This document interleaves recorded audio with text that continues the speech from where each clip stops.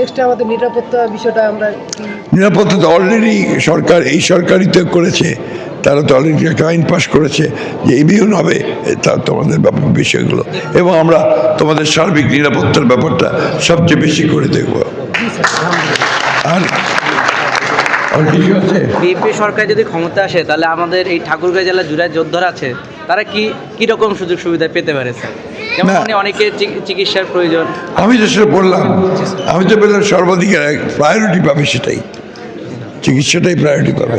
হ্যাঁ, আর কি বলো, সুদৃষ্টি রাখবেন। সুদৃষ্টি তো এটা তোমাদের প্রাপ্য ভাই, তোমাদের মানে এত না যে কেউ তোমাদেরকে কোনো দয়া দেখাচ্ছে, এটা তোমাদের প্রাপ্য, তোমরা সেটা পাবে,